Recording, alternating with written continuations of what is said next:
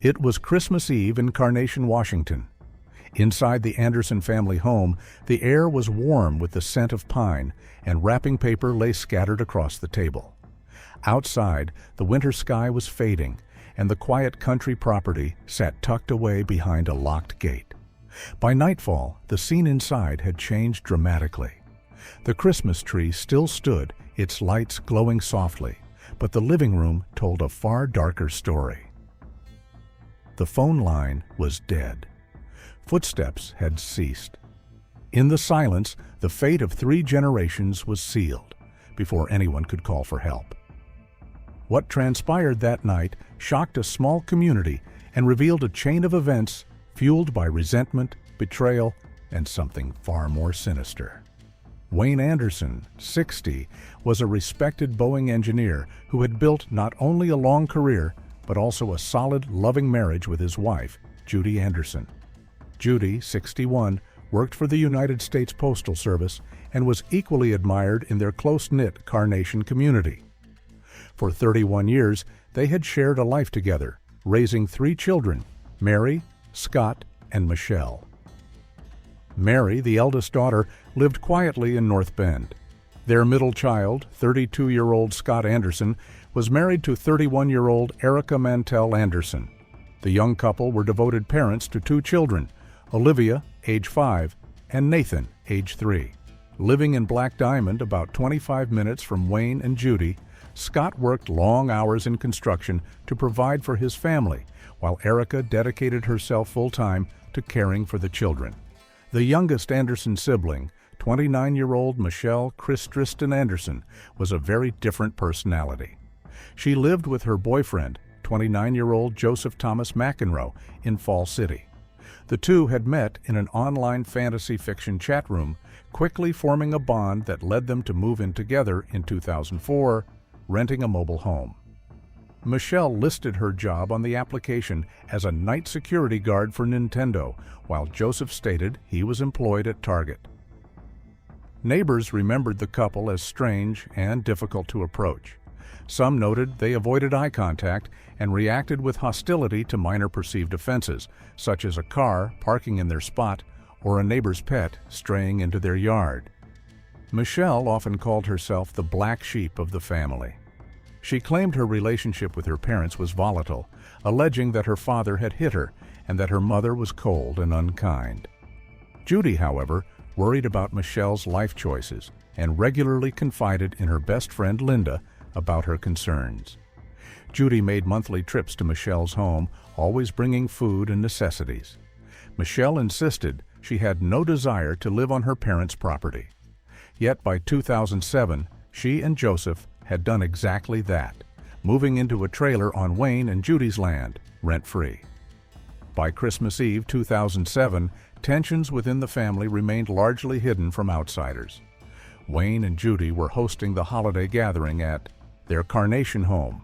Scott, Erica, and the children planned to arrive in the evening to share the festivities. But before the celebration could begin, Michelle and Joseph, already on the property, entered the main house around 4 p.m.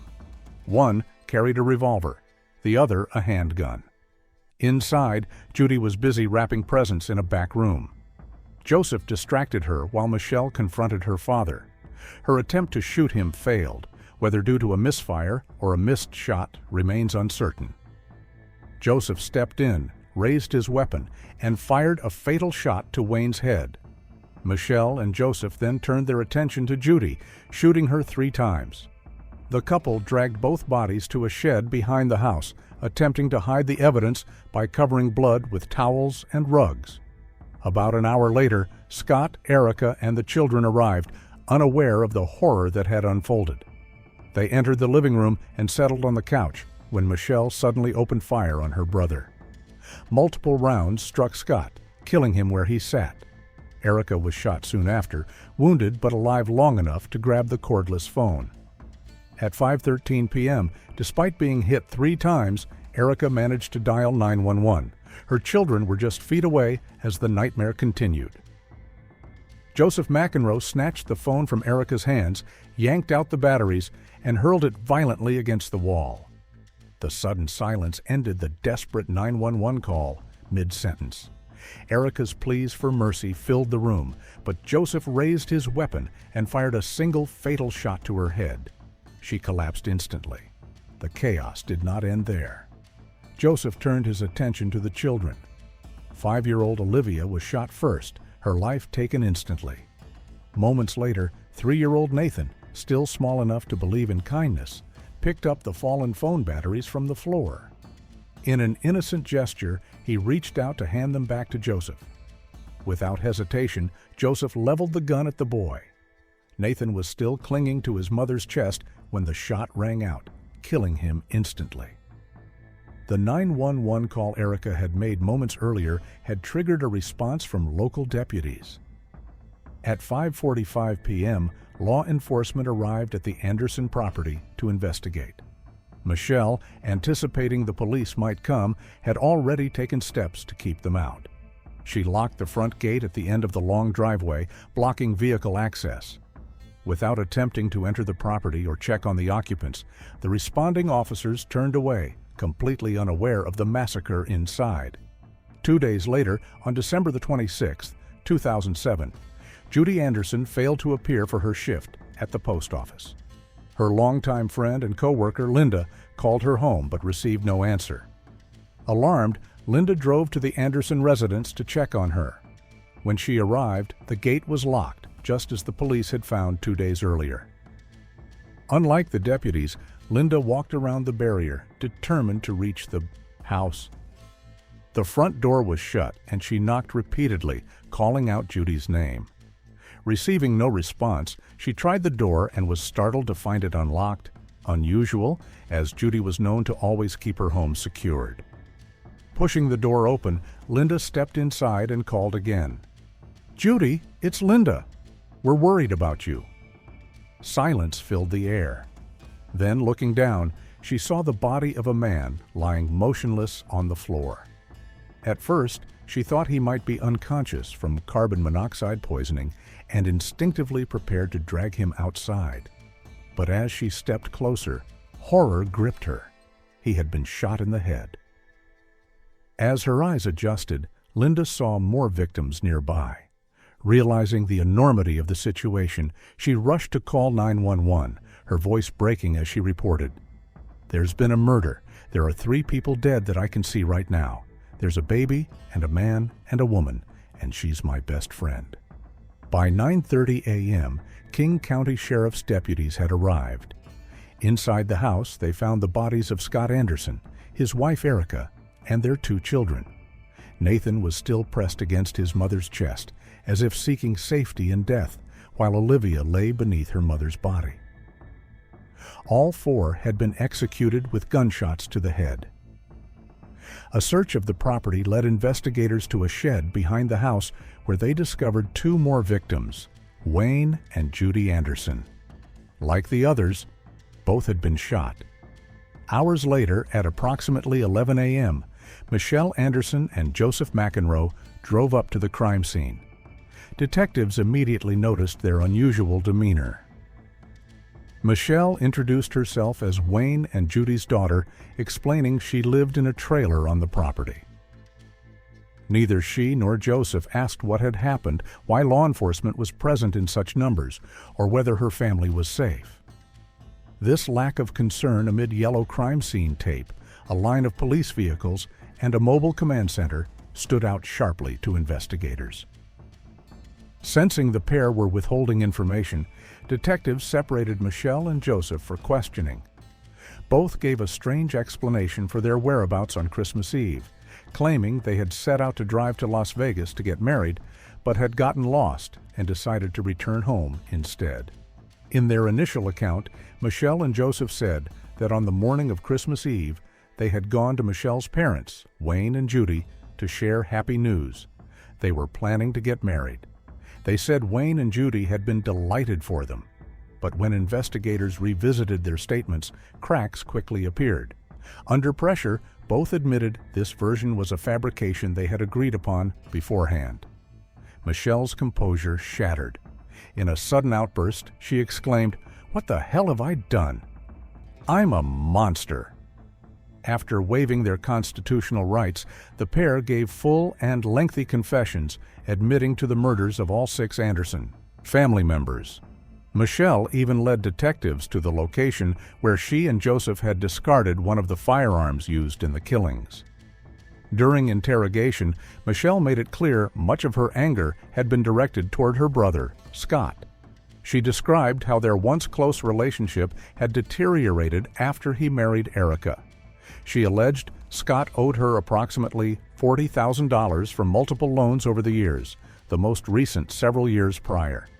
Michelle expressed resentment toward her parents as well, claiming they refused to support her in the dispute with Scott. She believed they favored him and felt repeatedly slighted and mistreated. Adding to her grievances was her anger over Wayne and Judy's request that she and Joseph begin paying rent for the trailer and land they had been living on rent-free for over a year. When asked why she chose to kill her entire family, Michelle's response was chilling. She was tired of everyone stepping on her and had decided that if her grievances were not resolved by December 24th, her plan was to eliminate them all. When pressed about the murders of Erica and the children, Michelle stated she didn't want them living with the memory of what had happened and didn't want any witnesses. Joseph later told investigators he had been the one to kill the children, explaining Michelle had instructed him to do so because she could not bring herself to do it personally. They both claimed they did not want Olivia and Nathan to grow up with the trauma of witnessing their parents' deaths. With confessions and motive established, the King County Prosecuting Attorney's Office formally charged Michelle Anderson and Joseph McEnroe on December 28, 2007, with 6 counts each of aggravated first-degree murder with a firearm. Despite their admissions, the legal process was slow and costly, dragging on for years. 10 months after the killings, in October 2008, the prosecutor announced he would seek the death penalty for both defendants, citing the magnitude of the crimes, murders spanning 3 generations, and the killing of 2 young children, as justification. But this stance met resistance. The judge ruled against pursuing the death penalty, and the Washington governor later declared no executions would take place while he was in office. Around this time, Michelle publicly stated she wished to be executed, describing the decision as the hardest she had ever made, but one she felt necessary to take responsibility for her actions. Years later, on September 5, 2013, the Washington State Supreme Court overturned the judge's ruling, reinstating the possibility of capital punishment. The prospect of execution appeared to change Michelle's stance. She withdrew her earlier statements and, with a new legal team, shifted her approach. Ultimately, both Michelle Anderson and Joseph McEnroe were tried separately nearly 7.5 years after the Christmas Eve massacre. Joseph McEnroe's trial began in January 2015. His defense portrayed him as a man coerced into murder by his then-girlfriend, Michelle Anderson. According to the defense, Michelle harbored the desire to see her family dead, and Joseph was merely a tool in carrying out her plan. Jurors heard a recorded interview in which Michelle told a King County Sheriff's detective that the murders had been her idea from the start. On tape, she admitted pushing Joseph into it, accepting full responsibility, and saying she should have walked away. Joseph's attorneys argued Michelle had molded him into her attack dog, manipulating him until he agreed to kill. They claimed his mental health struggles and fragile emotional state made him especially vulnerable. Joseph's background was also scrutinized. His aunt, Mary Turner, testified about his turbulent childhood, describing a financially unstable and emotionally volatile mother who allegedly beat, verbally abused, and used Joseph as leverage to extract money from her own parents. When testifying in his own defense, Joseph claimed his decision to kill Olivia and Nathan was a twisted act of mercy. Ending their lives, he insisted, was the only way to free them.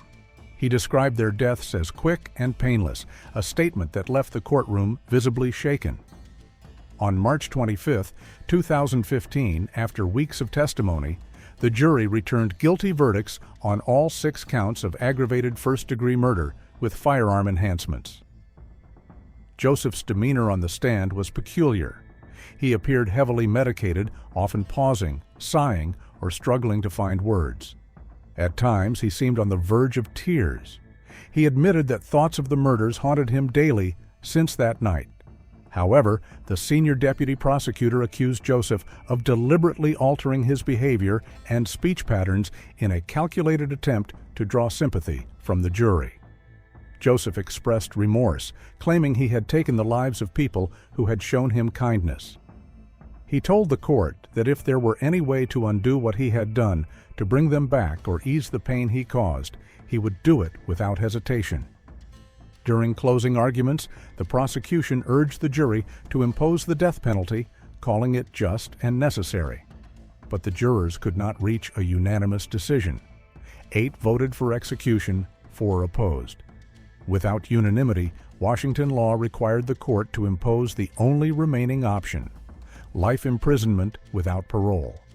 On May 13, 2015, Joseph McEnroe was formally sentenced to spend the rest of his life behind bars. 8 years after the murders, Michelle Anderson finally faced trial. Her proceedings began in January 2016, but the death penalty was taken off the table. The prosecutor explained that after 2 recent capital cases, including McEnroe's, juries had declined to impose death sentences, making it no longer in the interest of justice to pursue it against Michelle. Given her equal culpability, her potential punishment aligned with Joseph's: life without parole.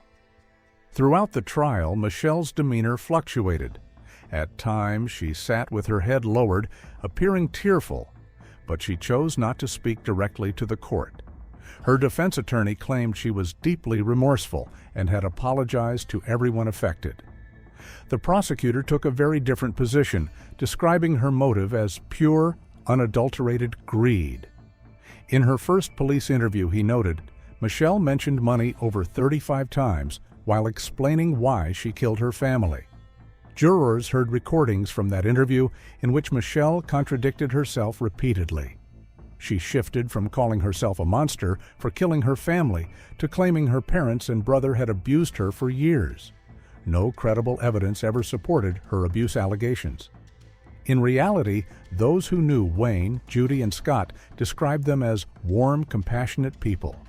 Erica and her children were equally blameless. Testimony revealed Michelle harbored deep animosity toward Erica, believing she had driven a wedge between Michelle and Scott. Michelle's defense called no witnesses, citing years of difficulty working with her, including her refusal to cooperate or communicate. The courtroom heard from victims' family members. Erica's mother addressed Michelle directly, recalling that after being shot, Erica still managed to call 911, not just for herself, but to try to save her children. Michelle's sister, Mary Anderson, also spoke. Her voice heavy with grief, she told Michelle she would have the rest of her life in prison to reflect on her actions. The judge commended the resilience of the secondary victims, family members, friends, first responders, and jurors, who endured gruesome testimony and graphic crime scene images. He acknowledged their suffering, saying, "Even though you didn't do anything wrong, it's still your fault. You've all suffered tremendous losses. Fortunately, this lengthy chapter of your nightmare is almost over." As proceedings drew to a close, Michelle erupted, shouting at the judge and accusing her court-appointed attorneys of lying. She said she wanted to leave jail temporarily to hire private counsel, but her request was denied. She placed blame squarely on the judge, claiming he was violating her rights. On March 4, 2016, Michelle Anderson was convicted of 6 counts of aggravated first-degree murder. On April 21st, she was sentenced to life in prison without parole, matching Joseph McEnroe's fate. With both trials concluded, the Anderson family finally saw justice served, though it came 8 years after the murders. The precise motive behind Michelle's actions may never be fully known, whether greed, jealousy, rage, or a combination of all three. What is certain is that two people bound by a toxic relationship destroyed 3 generations in a single night. Perhaps Michelle could not stand to see the happiness Scott had found with Erica or the close-knit family they had built. As for Joseph, his participation remains one of the case's most disturbing mysteries.